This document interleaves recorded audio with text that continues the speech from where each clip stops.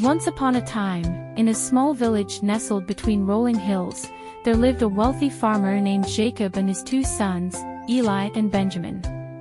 The family was well respected in the village, known for their generosity and kindness. Eli, the elder son, was diligent and responsible. He worked the fields from dawn to dusk, always ensuring that the family's estate prospered. Benjamin, the younger son, was adventurous and restless.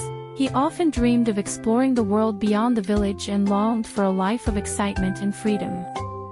One day, Benjamin approached his father with a request.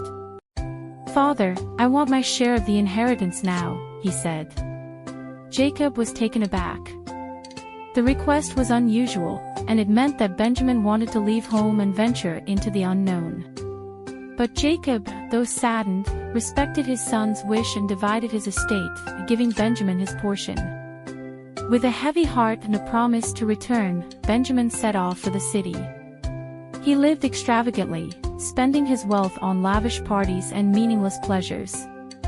The city was a world of dazzling lights and temptation, and Benjamin soon found himself surrounded by friends who enjoyed his company only for his money. As time went by, Benjamin's fortune dwindled. His friends vanished when the money ran out, and he found himself destitute. Desperate and alone, he took a job feeding pigs to survive. The contrast between his former life of luxury and his current situation was stark. In the midst of his misery, he realized how foolish he had been. One evening, as he watched the pigs devour their food, Benjamin thought of his father and brother back home. He remembered the warmth of his home, the love of his family, and the respect he had once taken for granted.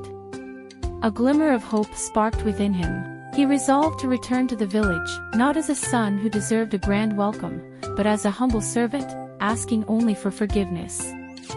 The journey back was long and arduous, but Benjamin persevered. As he approached the village, he could see his father standing at the edge of the field, his eyes scanning the horizon. Jacob had been waiting, longing for his son's return. When he saw Benjamin, he ran to him with tears of joy streaming down his face.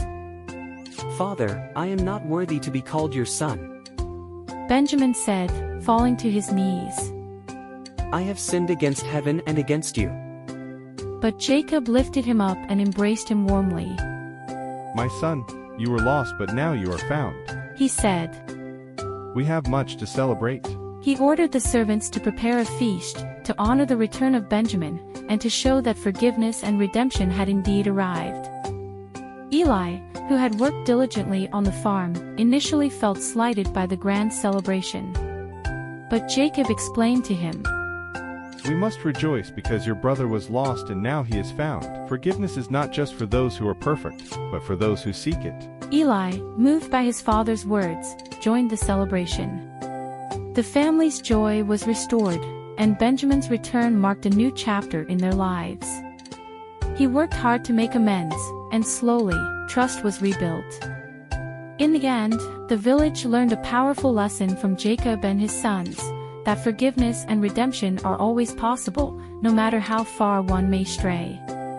The story of the prodigal son became a beacon of hope for all, reminding them that love and forgiveness could heal even the deepest wounds.